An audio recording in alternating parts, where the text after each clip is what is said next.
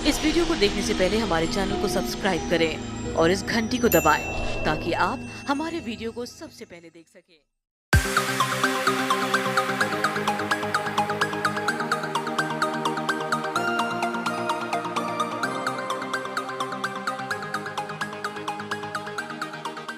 अस्सलामुअलैकुम दोस्तों, मैं हूं मोहम्मद उस्मान। आप देख रहे हैं वामी चैनल।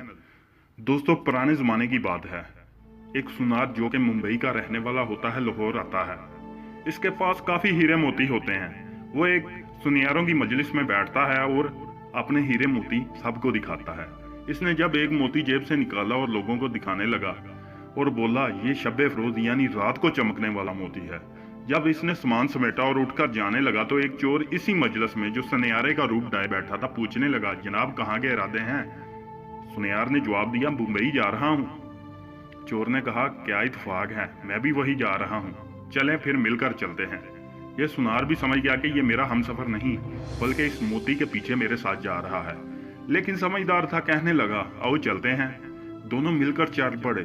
सारा दिन सफर किया और शाम को जब रात सोने लगे तो चोर ने अपनी वास्कट वगैरह जो कि कमीज के ऊपर पहनी हुई थी उतार कर अलहदा की और एक जगह पर लटका दी। सुनार ने वो मोती अपनी जेब से निकाला और नजर बचाकर वो कीमती मोती इसकी जेब में रख दिया और खुद बेफिक्र होकर सो गया।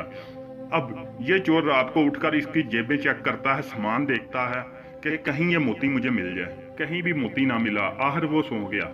सुबह उठते ही सुनियार ने नजर बचाकर वो कीमती मोती उसकी जेब से निकाला और अपने पास रख लिया। जब चोर उठा तो उसने नाश्ता करते हुए सुनियार से बातों बातों में पूछा कि वो तुम्हारे पास तो एक कीमती मोती था, वो तो रात को चमकता था पर मैंने उसकी चमक रात को नहीं देखी। सुनार ने मोती जेब से निकाला और दिखाया और कहा कि ये तो मेरे पास है।